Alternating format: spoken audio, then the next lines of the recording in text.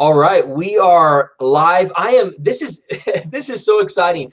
So while you're jumping on, thank you for joining us. I'm with Eugene Bach from Back to Jerusalem. And this is honestly a call and a live stream that I've been thinking about for a number of weeks and been very excited. Eugene has become a close friend of mine, and I'm just so excited. For those that don't know, United Hive is partnered with Back to Jerusalem, and they're seriously just one of my absolute favorite ministries. And so we're going to talk all about what they're doing for the persecuted church around the world. We're going to give just a couple minutes here for folks to jump on. In fact, I'm going to try to share this live onto my other pages as well. So bear with me. While you're jumping on, let us know where you're coming from. Say hello so we see you. Eugene and I will be able to see the comments as you're commenting, and we will happily answer any questions that you have. So definitely don't be shy, and we want your involvement. We're going to be talking about this incredibly important topic today about the persecuted church, kingdom technology, censorship, and just to be extra dramatic, World War III, which is the most dramatic thing I think I've ever written, to date. But I'm seriously so excited because it's, man, we need to talk about these things. So I'm still trying to share this thing. So bear with me here. Welcome, Wendy, Javon. Welcome, you guys. Thank you for jumping on here. We're gonna have a great time. So bear with us just 1 second here. Let's see.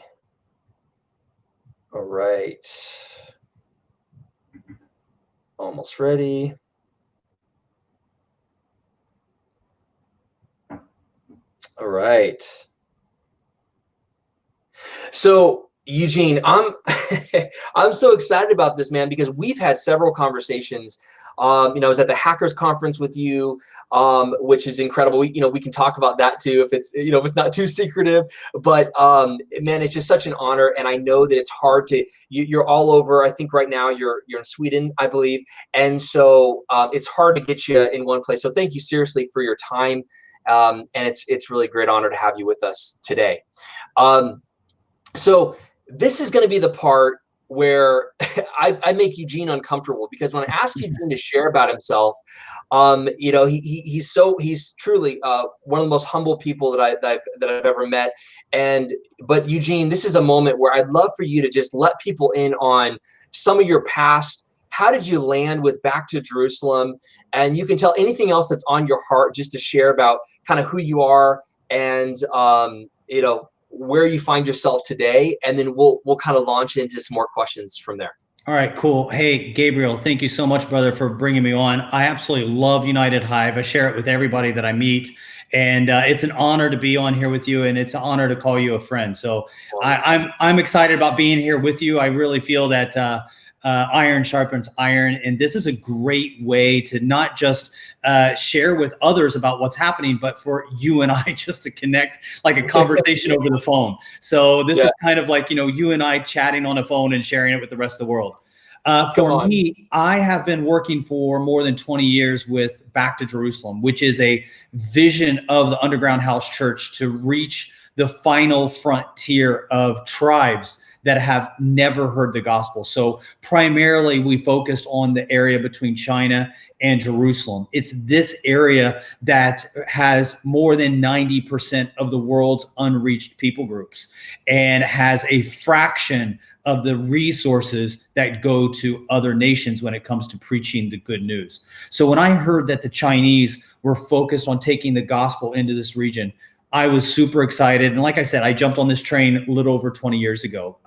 Brother Yun came to my home. For those of you that are not familiar with Brother Yun, he's known as the Heavenly Man. He's probably the most well-known Chinese evangelist to ever come out of China. His book, The Heavenly Man, has been translated into many different languages and is available in most places that you buy books. If you ever want to read that book, it is a phenomenal story and testimony of a real Chinese warrior.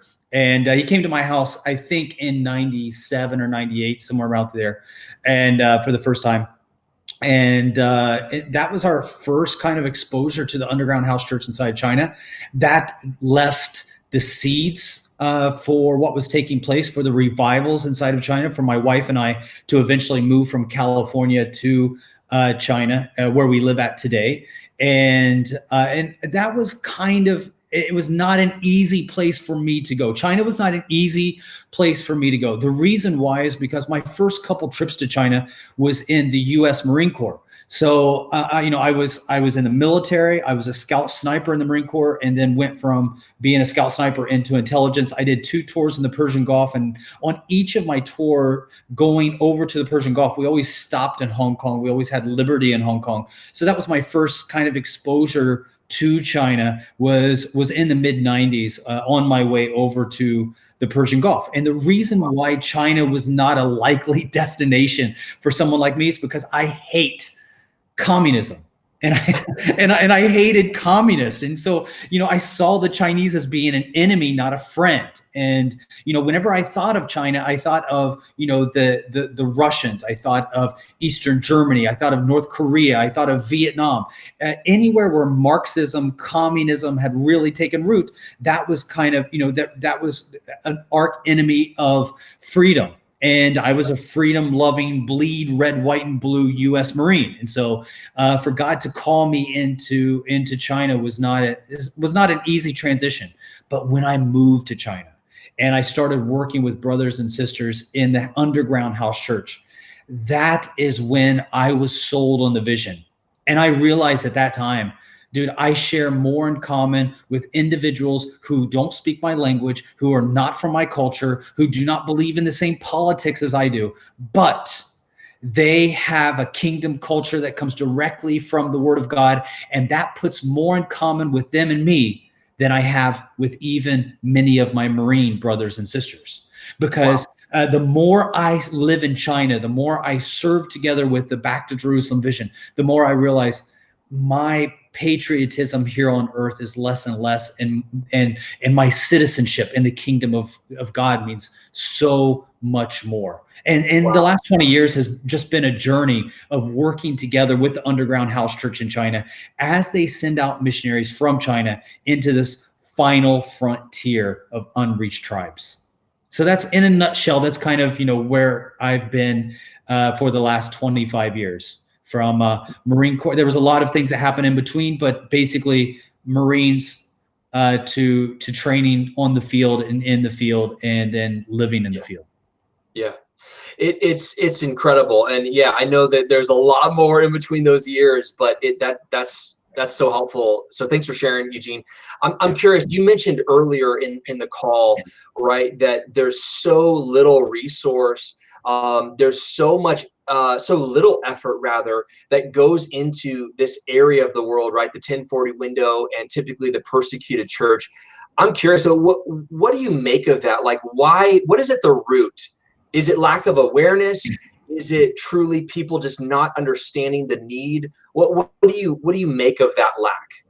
Yeah, I really do believe that it's a lack of awareness, because when I share with people about the area, when we really come down to it, when we look at the essential elements of the gospel, and once we fall in love with Christ, I think that it's every heart's desire to see the return of Christ. If we do not desire to see the return of Christ, we are in love with this world. And if we are in love with this world, we're not in love with Christ. If we are in love with Christ, we will want to see the fulfillment of Matthew 24:14, where all the tribes of the world, all the ethnos groups of the world will hear this good news of the kingdom, and then the end will come. If we truly want to see that, then we will want to bring about the fulfillment of the Great Commission. And the Great Commission being the very last command, the very last words to come off of the lips of Jesus. In Acts chapter 1, verse 8, Matthew 28:18 and 19, we see both of the same themes of taking this story, this hope, this light to the rest of the world. If we really, truly want to see the return of Christ, we have to make that happen. And for me, I believe the essence of that message is at the heart of every Christian, but not every Christian is aware. And a lot of people ask me, why? Why is that? Why do you think that because when we look at the area between China and Jerusalem, as I alluded to earlier, that's where we have 9 out of 10 people who've never heard the gospel. We also have 2/3 of the world's population living between China and Jerusalem. And if you look at just those statistics and you ask yourself, where do the majority of our mission funds go? You would think they go there. But actually, according to the traveling team, which is a great resource when it comes to research of unreached people groups, according to the traveling team, we only see 0.0005%. So not even just a small fraction of a percent of resources that actually go to this area to complete the Great Commission. It is more likely that you will be struck by lightning than become a missionary in the 1040 window. The majority of missionaries that leave their home countries to go preach the gospel to another nation is America. So most people go to America. Most missionaries that want to reach people go to America. And in fact, we see that out of the top 10 missionary receiving nations, the top 9 are all Christian nations. So it's just this people swap where we're just sending Christians from one country to another. And I really do believe that there's many factors, but in my experience, one of the major factors is this: exposure. Simple exposure. This is, I believe, there is a heart cry for short-term missions around the world. Short-term missions is often given a bad name because it feels like, for a lot of people, you know what, I could save the money for a plane ticket. I could save the money for my hotel and not go there. But let me just say this to anybody watching. If you have ever been offered an opportunity to go on short-term missions, especially in the areas between China and Jerusalem, which are not always the holiday destinations, right? I get it. Going to places like Iraq, going to places like Iran, going to places like China, Tibet, Bhutan, India. These areas are in desperate need of exposure. And here's what your presence means. Even though you might think that I'm not doing anything, I'm just going there. When you go to these nations and you see the lack of the gospel, you see the poverty, you see the misery index, and you experience it yourself. When you come back to your Christian body, you begin to share, not from data that you read on a website, not from some PowerPoint presentation that you were moved by, but you get to share personal stories of sitting at the table of someone's home and sharing a meal with them. And you share that with your church as a personal experience, and they are moved. I've seen so many missionaries on short-term mission trips. You know, they'll go to places like Haiti, Mexico, Philippines, and they come back to the churches, and the churches are moved. And so what happens is they pour resources into places that already have the gospel message. And yeah, the help is needed. The aid is needed. The gospel is needed. No denying it. But wouldn't it be in our interest to share the gospel with areas that haven't even heard it once before we return over and over again to an area that's already received it so many times? Everybody has their calling. I'm not saying that, those that are called to Haiti, those that are called to Central South America, those that are called to, the Philippines or Russia, Eastern Europe, do not have legitimate callings. Of course they do. But if you ever have the opportunity to go to the Middle East, to go to Southeast Asia, to go to the Eastern Northern Horn of Africa, go. Because that is one of the most essential elements of why I believe there's so little information going to our church about where are the areas that have not yet heard the gospel, and why aren't we involved? I find so many people completely dumbfounded, but when we go and we share with Back to Jerusalem, we do tours every year. We go to churches around the world. And I cannot tell you how many churches that we went to had never really thought about doing missions. And today they have their own 1040 window. They have their own Back to Jerusalem vision. They have their own vision that has nothing to do with us. You know, we are such a small organization that we don't try to own anything. We love it when there is a catalyst involved where other people get inspired to start their own ministries, to do their own things, to do their own outreach completely outside of us. And if we can just play a small part of making that happen, then praise God. Yeah, it's amazing. I want to just pause for a second as people are more and more people are starting to jump on to the live. If you have not heard about Back to Jerusalem, go check out their website. It's just backtojerusalem.com. Check this out. They have also an app called Ding Dash that we're going to talk more about, but this is a new social media platform. So we're going to talk more about this as we get into some topics of kingdom tech and censorship. I want to ask you though, Eugene, real quick, since we're on the topic of the Middle East, how much do you think that sort of a misperception of danger, or maybe it is a real perception of danger, plays into an average Christian not even thinking about it or not even considering going on a short-term mission trip? Because like, even for me, I've never been to the Middle East, and, I watch those videos of you kind of walking around, and I assume you're in, Iraq or, somewhere like that. And I'm thinking, wow, I have this perception that, like, if I step foot in Iraq, I don't exactly blend in, if you know what I mean. I'm 6'2", I can't even grow facial hair if my life is on it. I'm just assuming that I'm as good as gone, right? I'm just gone. Now I'm just curious though, like, how real is that, and the danger factor for you, like when you go into these places? Maybe share a little bit about that. Yeah, I mean, there is a danger factor, but really, I mean, and especially when some of the places that we take our tour, people that come with us as short-term mission trips into northern Iraq, I always tell them, there are risks, but statistically, I mean, northern Iraq is a lot safer than Seattle these days. I mean, I'd much rather be in Kabul than Chaz. I mean, so it all depends on what you're comparing it to, and I get it, right? My oldest son has traveled with me to Iraq. I have traveled to Iraq with my mother-in-law. A lot of people always say, yeah, but do you like your mother-in-law? I mean, why do you take her to Iraq? We travel with people into North Korea, Somalia, Sudan. All of these places have risks, right? But the truth is, at the end of the day, every place that does not have the gospel is going to be dangerous.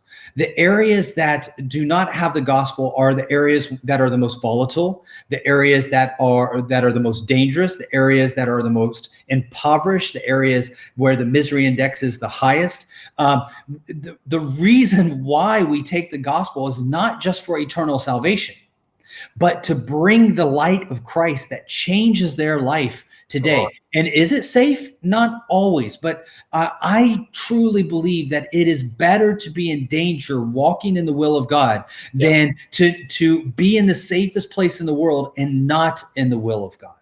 I see so many places that are absolutely insulated from all dangers. There are regions of the world where everything that can cause a problem in your life has been removed. And then we have insurance for the things that cannot be planned for, right? And then we have insurance that covers our insurance. Like, we have plan B for everything. And guess what?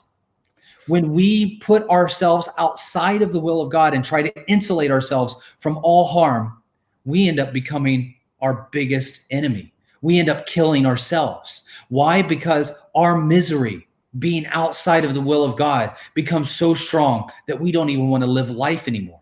We don't even have to worry about somebody in the Middle East taking our life, because we take it ourselves. Why? Wow. Because being in the will of God has a fulfillment and a joy that goes beyond the circumstances that we can see, taste, hear, and smell.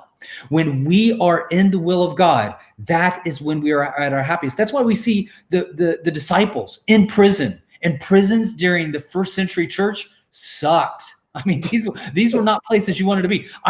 So if you ever get a chance to go to Rome, In Rome, you can actually go to Paul's. There's a place where Paul and Peter were both put into prison, and Okay. when you go, it's right in the middle. It's maybe about a 10-minute walk from the Colosseum. It's right in the middle of Rome, and when you go into that place, I mean, it's 2,000 years later. It's still a horrible place, because I didn't even know until I went there that prisons were not just these cells, right? Because whenever I read the children's book of Paul being put in prison or the disciples being put in prison, right? They look like a prison that I'm familiar with. It's a room, it's got bars, it looks like Alcatraz.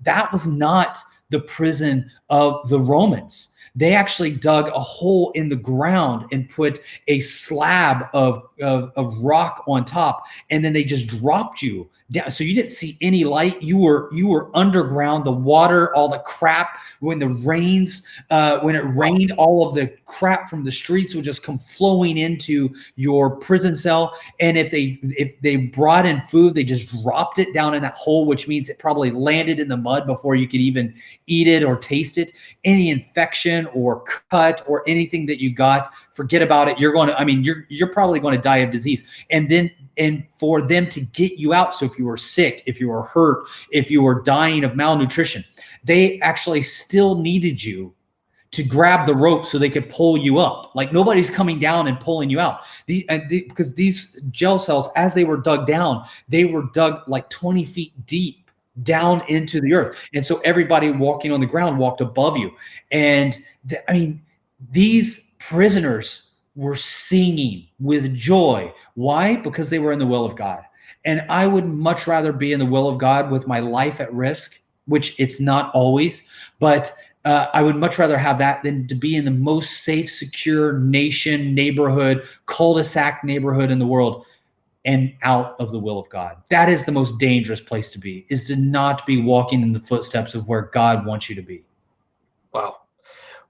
That's amazing. That's amazing perspective. And I actually had no idea about the cells in Rome and how that was. So, man, that's incredible. I was just talking with my wife actually about this, and we were talking about just how comfortable in America, right?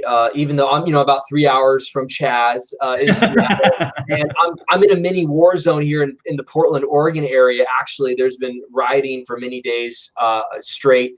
But what's so crazy is we think about persecution almost exclusively as people not liking us. And it's so tragic because, we were talking about this, and it's like literally probably the worst thing in just typically that would happen if I just, was out there just preaching or whatever to people, is I might, might get some choice words, might get some, some fingers in my direction and so forth. But honestly, that's probably the extent of it. And maybe worst case, someone, gives me, punches me or something like that, right? And yet we hear these stories of the extreme persecution of those in China and other places around the world. And honestly, it breaks my heart. And that's part of what is so challenging, just knowing you guys and being able to partner with you guys. And why, honestly, when I think about a ministry and I think about the persecuted church, I think about you guys. And I know there's other great ministries that are doing amazing work, but I would really encourage everyone that's watching, everyone that's listening, figure out, ask the Lord, if you're not already giving to, many places, or if you have more to give, figure out how you can get behind this ministry back to Jerusalem and their very front lines work with the persecuted church. And Eugene, I wanted to kind of transition into this amazing topic, which is kingdom technology, censorship, and all these things, because what's amazing to me is not only are you guys doing just amazing work on the front lines, but you're also pioneering incredible technology, and you're also very innovative. And I've just had these conversations with you, and that's just how you are. Honestly, it's very inspiring for me. Yes, I'm part of the United Hive team, and yes, we built this platform to be able to share with the world what God is doing in all these countries and help unite Christians. But when I think about innovation and I think about technology, you guys, to me, are very top of the list. And I really want those that are watching and that will watch this video to hear some of the things. So you guys were talking about the pill-sized Bible, and I know you were in America. Brother Yoon and the team were touring and kind of sharing about this project. Can you share what this thing is, this pill-sized hologram Bible, and any other sort of technology that you guys are thinking about or working on that you think would be pertinent? Yeah, first off, let me just say that, I think that's one of the reasons why we have loved being with United Hive. I asked you actually to come and join us so every year we've been hosting this hackers conference where we bring in people from around the world to use their skills, whether it's, creating video games, whether it's writing code, whether it's doing hardware. We have people from all walks of life, right, that are involved in IT in some way, and they're doing it for the world. But we ask them, come and join us and see if there's a place where God has called you to work together with those that are preaching the gospel in the unreached areas of the world. Because here's the thing, whenever we think of missions, I think that oftentimes we glorify the days of like the early 1900 missionaries, right? The early 1800 missionaries, and we think of the guy who goes into the triple canopy forest and begins to preach to the tribes that are headhunters and cannibals, and we got all these kind of gruesome stories, and even though those missionaries still exist and those mission fields still exist, this is a new calling, I believe, for the end times. And the tools that we have never been better. Let me say this. The area that is the final frontier of missions between China and Jerusalem, this region, I believe, can be reached in our lifetime and should be reached. There's zero reason for us in our generation to not complete the Great Commission. We live in the single best time in the world, in the history of the world, for missions. This is the best time to be a missionary and be involved in missions. There's never been a better time. I believe that our mission has never been more clear. Evil has never been more evil. Good has never been so good. And we have more tools in our arsenal at our fingertips than we've ever had in the history of man. When I read about the story of Paul, I'm inspired, but I'm also shamed, because Paul didn't have even a fraction of the resources that I have at my fingertips. How much more will I be responsible for? Yeah, I think that that's difficult for us to think about, but we are going to be held responsible for more than Paul, because Paul had fewer resources than we did.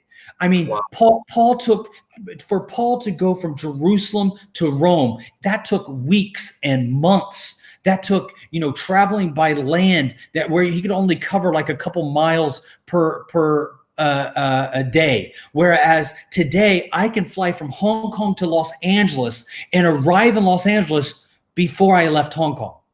That may not make sense for a lot of people, but I can literally fly out of your city in Portland and fly to Hong Kong, or fly from Hong Kong and fly to Portland and arrive in Portland before I left Hong Kong. So I can leave at 12 in the afternoon on Friday from Hong Kong, and I can arrive at 11 in the afternoon on Monday, the same day, an hour before I left, because of our travel is just so easy. Right now, I'm in Stockholm, Sweden.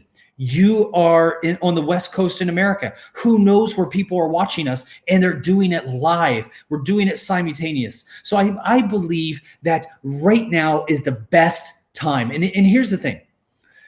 I really believe that we can learn a lot. I love reading from 2 Samuel chapter 23 about the 37 mighty men of David. If you look at 2 Samuel, you see these warriors that went out with David. And before I get into the technology, if I talk too long, Gabriel, just jump in and stop me.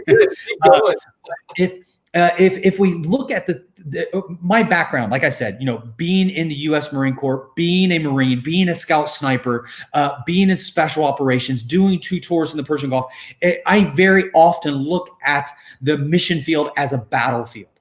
And I see the guys that I work with as being the tip of the spear, the group that goes in and takes the beachhead, right? I mean, when you look at just last month, many people around the world on June 6th remembered the beaches of Normandy.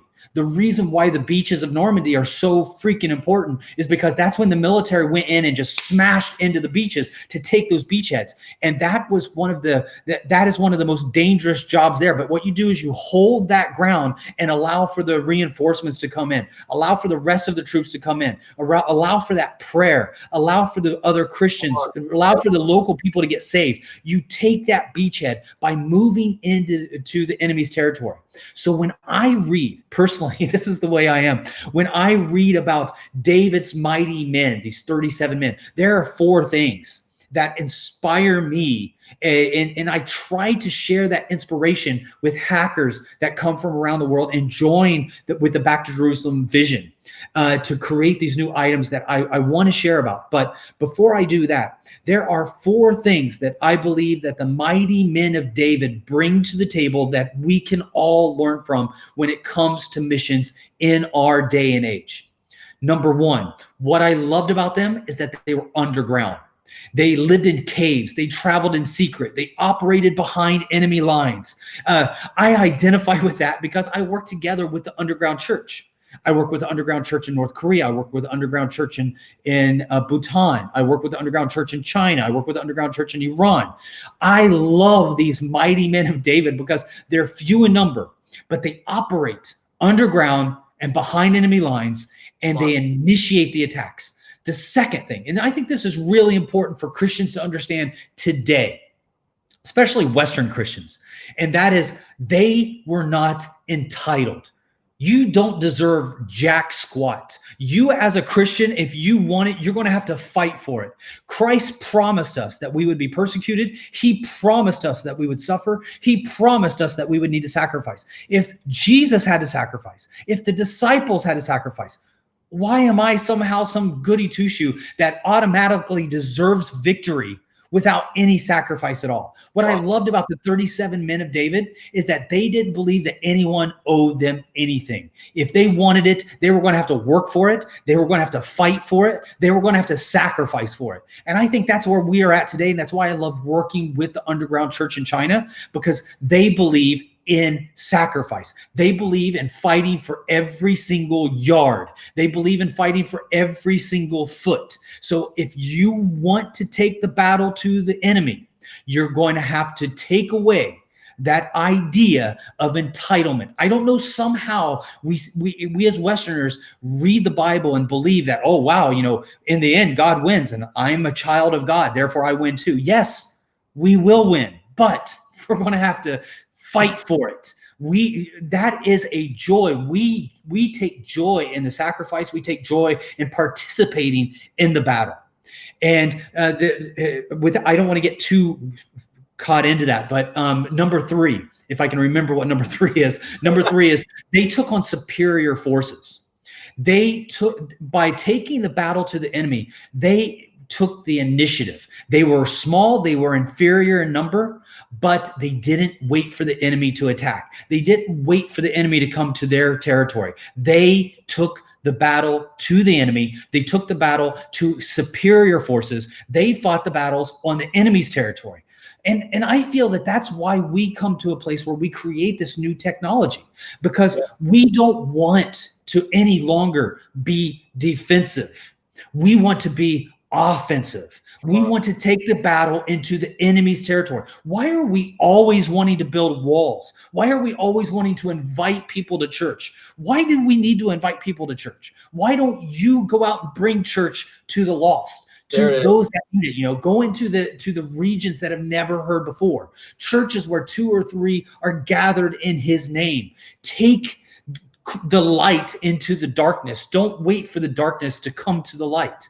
And so that's the third thing. They took on superior forces. Number 4, this is the 4th thing. This is one of the things this is why I love the technology that I get to see and be a part of people developing. And that is that David's mighty men did not play by the enemy's rules. Come It on. was guerrilla warfare, baby. The only way that they were able to take on a force that was superior in numbers was by going by different rules that the enemy did not use. They found out how the enemy operated. They lived in caves. They traveled in secret, and then they attacked the enemy at their will. And that's where I think that we need to be as believers. And I know that might seem a little harsh. That might seem like I'm taking it a little bit too far with the military analogy, but I'm not the only one. I mean, when we look at the entire Old Testament with Gideon, when we look at the angel Gabriel and his warfare, when we look at David and his mighty men, when we look at the armor of God that we're told to put on, every single day, all of these give us an image of warfare. And we fight not against flesh and blood. And this is so important. This is so very important, is because when we go into Iraq, when we go into Iran, when we go into China, yes, the CCP is going to persecute Christians. Yes, the North Koreans would love to arrest me and keep me in jail for an extended period of time. Yes, there are many warlords in Somalia that would love to have me as their prisoner and try to use me to possibly bring in some cash for their group. But they're not my enemy. They are my target.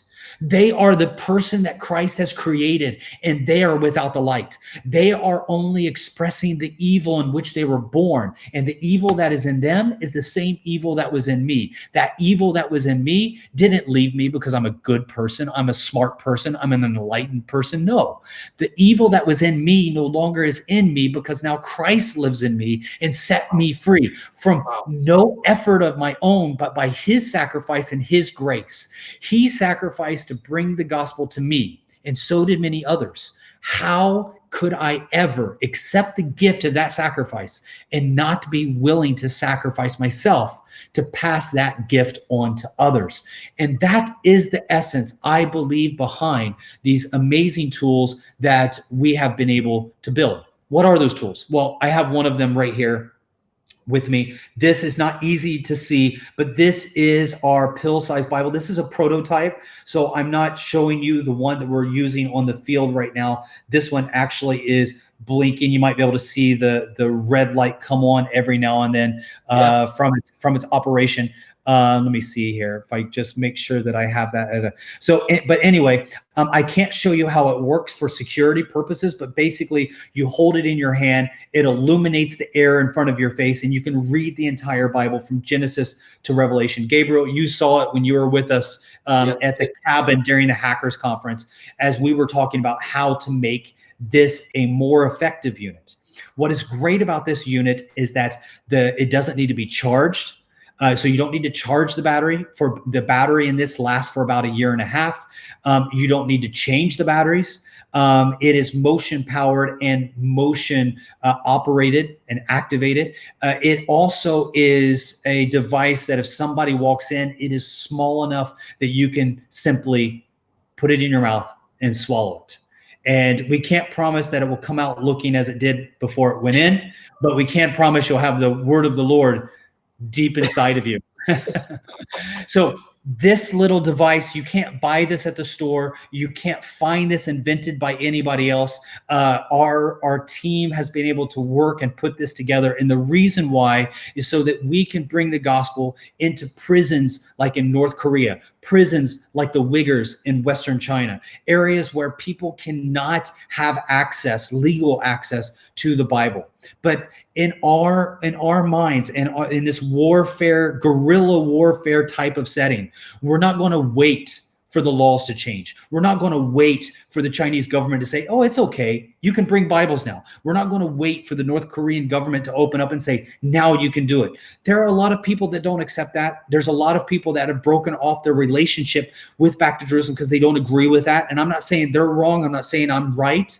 I'm just saying this is the way that God is leading us, I believe. And we strongly believe that God is leading us into the enemy's territory. This is absolutely essential for us as we take the gospel into the final frontier of missions, is not to think along the enemy's lines, not to use, a lot of people might say, hey, why don't we use radio? You can use radio. Why don't we use internet? You can use internet. But what if there's devices that have not even been invented yet? That God is calling us to be supernaturally creative, to move into the enemy's territory and to reach people with technology that has never existed. When we look at the development of technology, whether it is the internet, whether it is computers, whether it is smartphones, whatever, the development, the cutting edge development is all coming from Christian countries. Even if it's not coming from Christians, it comes from the freedom and the blessing on those that are in. I mean, we're not seeing breaking technology coming out of Sudan. It's not coming out of, Saudi Arabia with all of their money. I mean, they have money pouring out of their pores from all of the oil that they have. And what good is it doing them?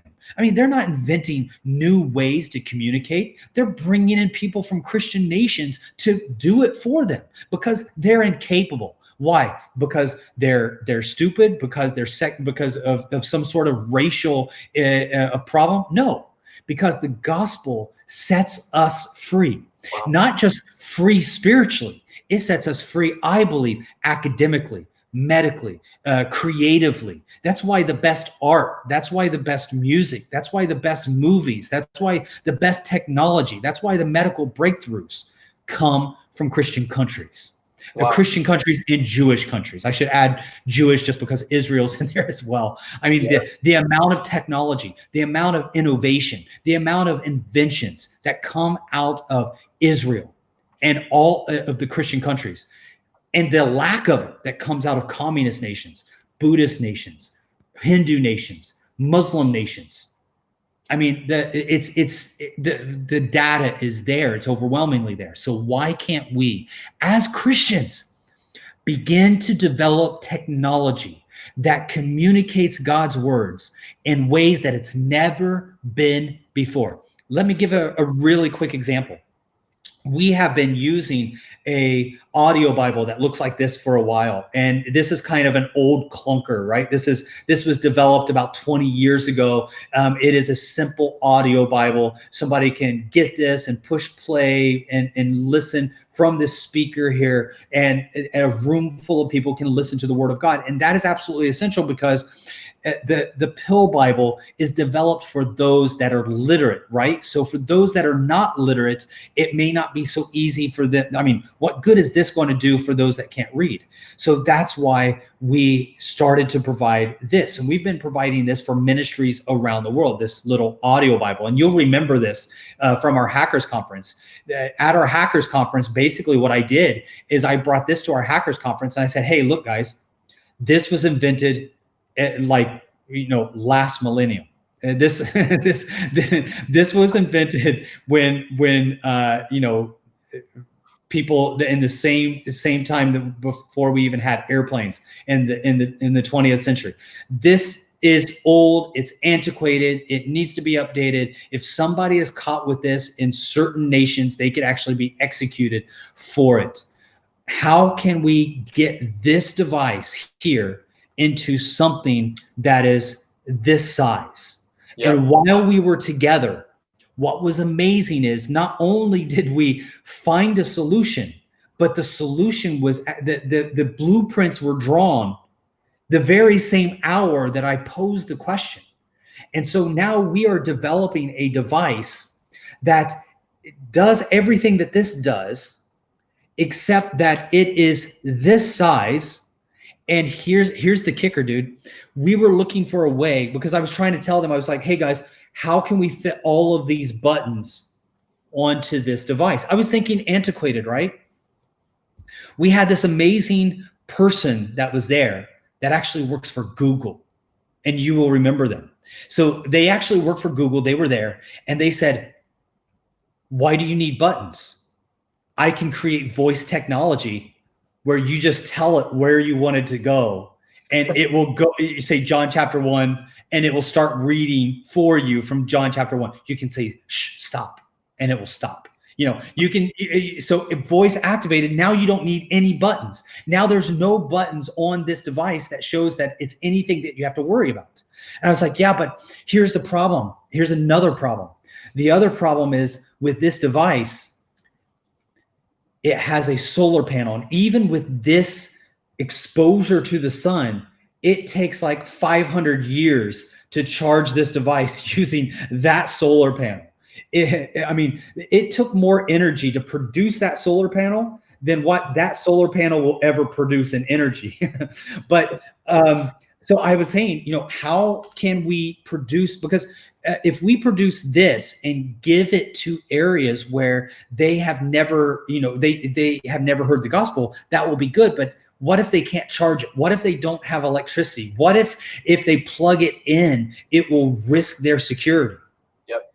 So another guy said, let's make it charging by moving it. Like whenever people walk with it in their pocket, it moves back and forth. It creates energy by itself. And that energy is much more efficient than this. And I was like, what, like a crank? And they're like, no, just plain moving it. So we started with a crank. We started with a crank, but we got into moving technology. And now we're developing that. Dude, I'm so excited because this, I believe, is the direction. This is not the goal. This is not the end. This is not, none of these things that I'm showing are what we're trying to arrive at. They merely carry the precious message that we want to give to the people. So these devices do not replace the missionary. They enhance the missionary's ability to share the gospel and bring the good news to people that have never heard it before. And what I love about this technology, now this is just some of the things. There are a few other things that we are now working on that I'm super excited about, that we're developing, that it doesn't even exist. It does not even exist right now. So it's not even easy to share how it works. I love it. And I hope for all those that are watching and that will watch this video, I want you to just recognize that, to me, this is groundbreaking in every way. These are devices that have never existed, that no one has, no one has thought of, no one has built, certainly. And this is a true game changer when you think about going into the enemy's camp. And Eugene, I love that you think that way. And again, we probably just keep ping-ponging back and forth, but this is exactly why we are, as an organization, United Hive, and me personally, are so attracted to Back to Jerusalem and what you guys are all about, because we need new mindsets. We need new vision as a body of Christ, to not have such a defeated, oh, well, yeah, we don't have blah, blah, blah. We don't have the resource. We don't have the technology. We have, like you said, this is the greatest opportunity that we ever have had as believers, because of the current technology and new technology that even you guys are inventing, to take the gospel to these unreached areas. And so this topic right here, I am so passionate about it. I have told the Lord, this is, to me, my life's passion, my life's work, to be a part of this, businesses that fund the kingdom, to actually resource these sorts of projects. So, as you're talking, man, I'm just like, I don't have the money yet, but I am dreaming with God about how do we make these things real and bring them to life, and how do we mass produce them so that they can be distributed to believers all over the world that are so desperate for the word of God. I've got about 10 Bibles at my house that are just sitting on a shelf, right? And I might have one or two that I like to read and pick up occasionally. And I know, just like thinking about Brother Yoon and his story, the word of God, it was so precious to him. And he carries it everywhere. I've seen him talk about. I've seen his Bible, and it looks so. It's been used. It's been very loved on, is the right way to say that. And so, man, I'm just so excited, and I want to talk about this next thing, which is censorship. This is a huge topic right now. People, this is, I think, gaining steam where a lot of people are critical of Twitter, Instagram, Facebook, the big social media platforms. And I've seen kind of a lot of people talking about leaving and sort of this exodus to, there's a social media platform called Parler. There's some other things that are starting to pop up, right? And what you have is really conservative voices or even religious voices that are leaving some of these mainstream platforms, or at least reducing their dependency on these big platforms and going somewhere else because they are continually, whether it be shadow banned or their voice or their opinions that are anything other than sort of the very intense liberal ideology are deemed hate speech. So they're leaving these platforms.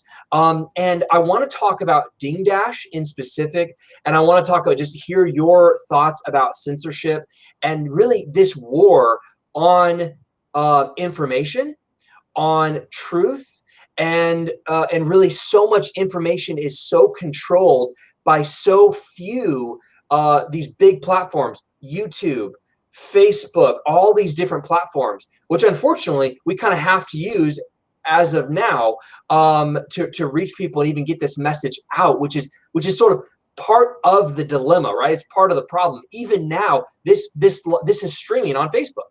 And I would love for it to not be streaming on Facebook. I would love for there to be another platform that this could be streamed on, right? That could actually reach a lot of people. But can you just share, man, about this topic? I know it's a big topic, but what are your thoughts about censorship? Tell us about Ding Dash, and let's get some folks excited about Ding Dash and what you guys are doing. Okay, well, I mean, by saying that what we are seeing with current social media, whether it be Twitter, YouTube, Facebook, Instagram, there is a coming war. I can promise. The reason I say that is because, and here's I think that people need to hear me very clearly, because I am a free market guy. I love the free market. I'm all about the free market. I start several businesses a year in the 1040 window. Most of the mission work that we do in the form of business as mission. So I love it. Nobody will love free markets more than those that have to start businesses in areas that are not free market. So for me, if you don't like Facebook, go somewhere else. If you don't like Instagram, go somewhere else. I mean, that's kind of in my DNA. However, what we are seeing with these big corporations is a monopoly that is being shored up through lobbyists and other companies. So there has been a gift given to everybody through social media. I mean, the great thing about social media is it has allowed me to share pictures of my family, my home, with other family members. I haven't lived with my parents since I was 18. I haven't lived in the same state as them or the same country as them, and since for over 26 years. And so for me not being at home, but able to share all of this stuff, that has been a real gift. So the gift that Facebook has been, the gift that Instagram has been, the gift that YouTube has been, not just for me personally, but also to the church, has been immeasurable. Yep. And so I say kudos to that. But all of that was a give and take relationship. I gave my information to Facebook, and Facebook monetized that information, and I signed off on the deal. I'm okay with it. I didn't have to pay anything financially. I didn't feel that my information was worth really worrying about. So I gave my name, I gave my age, I gave my email, I gave my phone number, I gave my pictures, I gave my buying habits, I gave my friend circles, I gave my conversations. All of those things I continued to give to Facebook, and they took and then offered me a service. So it was a give and take relationship. Also, I brought my friends on. By putting content that was desirable to see by other people. I brought on other individuals that wanted to interact with me. Even my enemies came on just to argue with me and tell me why I'm wrong on the internet, right? So that Facebook benefited from that. The more time that I kept my enemies on Facebook debating with me on a worthless chat, that Facebook benefited from that, because then they were able to show advertisers how much time people spent on that platform. Yeah. Same thing with content producers on YouTube. There are very few people or people groups that created more content for YouTube than churches, ministries, and ministers. I mean, they put a lot of content on YouTube that brought a lot of people that would not have been on YouTube otherwise to their platform to consume that content. So as Christians, we brought the audience, we brought the goods, we brought the market with us, but they put a lot of work into it too. So it was a great relationship. It's been a symbiotic relationship that I love, I praise, but they got us hooked. And once they got us hooked, they began to push away their enemies. Anybody that presented competition got squashed or bought out and consumed. We saw the same thing in China. Anybody that's familiar with China, they will know that in China, they have a thing that's called WeChat. And WeChat did the very same thing that Facebook did and Google did when Google and Facebook got kicked out of China.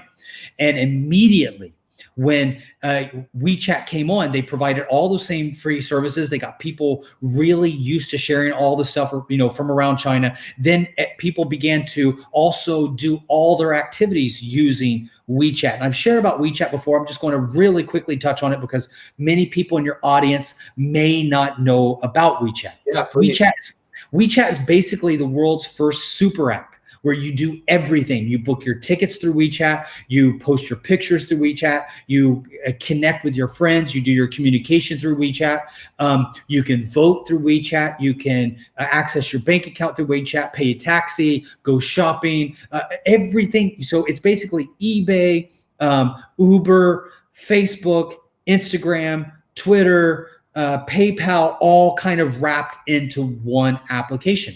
Once China got everybody on that, they began to remove things that were outside of that app. So for instance, cash is not a big thing right now in most of China because so many people got used to the ease of using WeChat.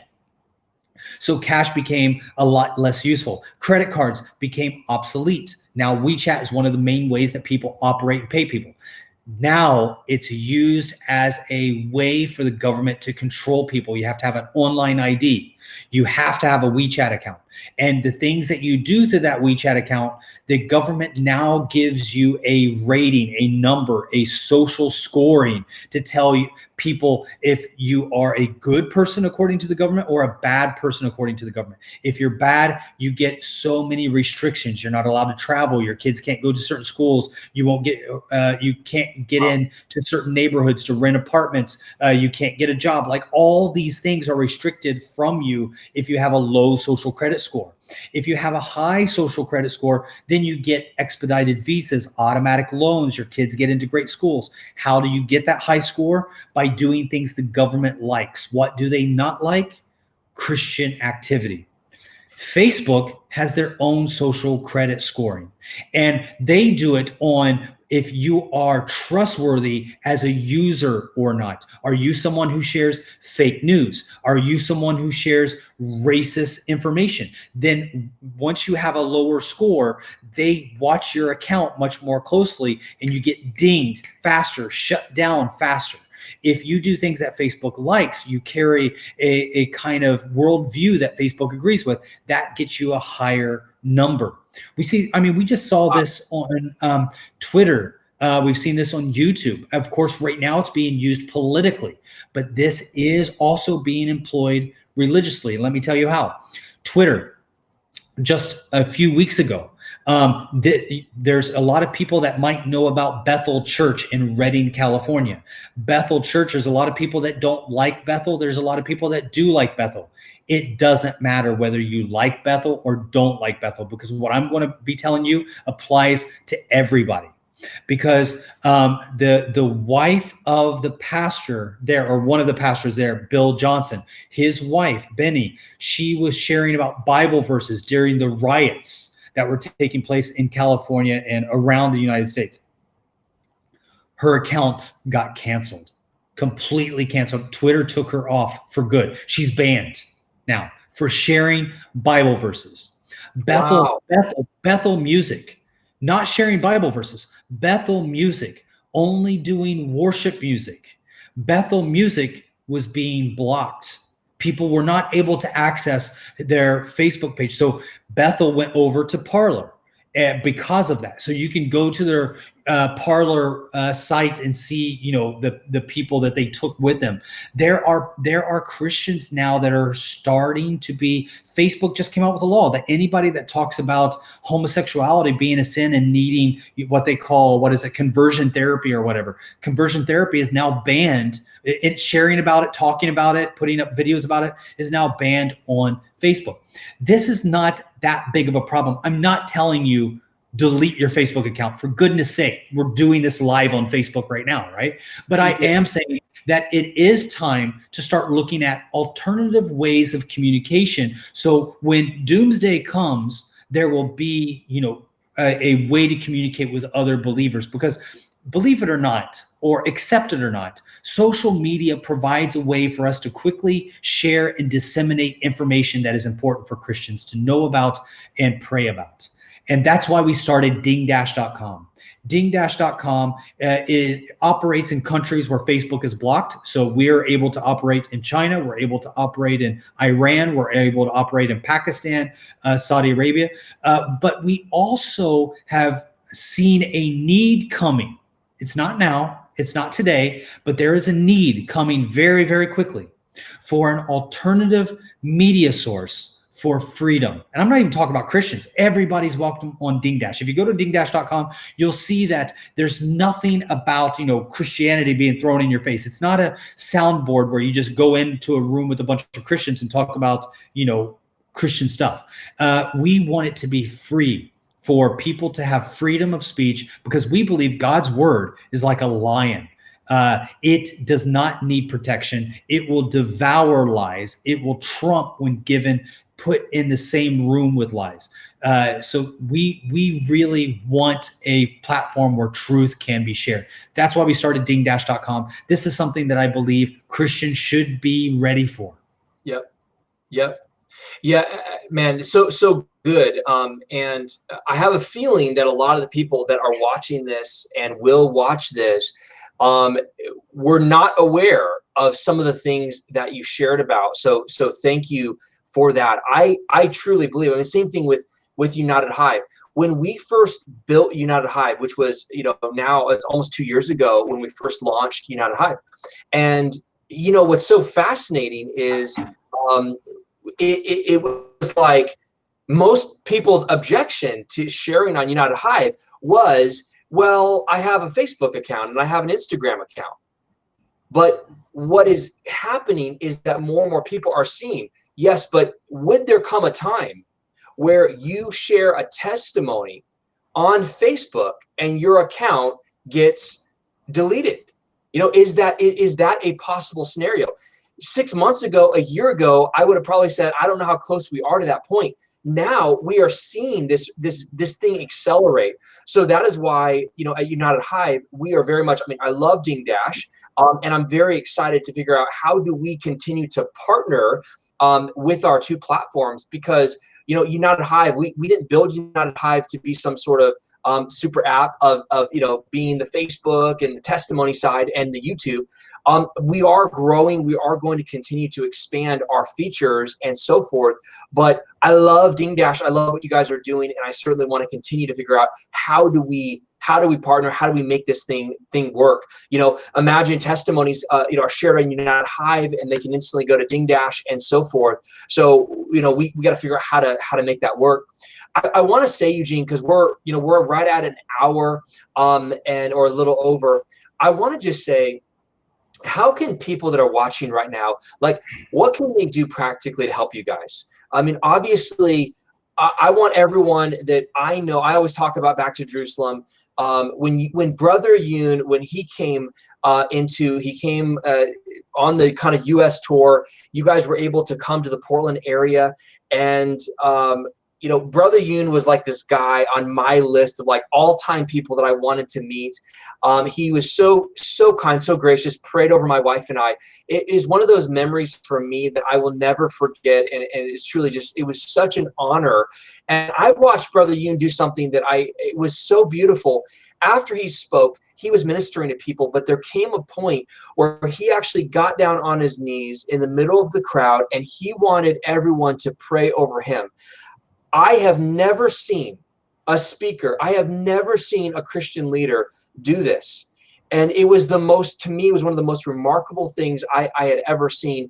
And it just shows you the level of humility and passion for the kingdom that I know he has, and I know your ministry carries. So how can those watching support Back to Jerusalem, other than signing up, checking out Ding Dash, and signing up and creating a profile on Ding Dash, and all the other great things? I mean, you guys have a podcast, you guys do a lot, and you're trying to get the word out. How can people help you guys?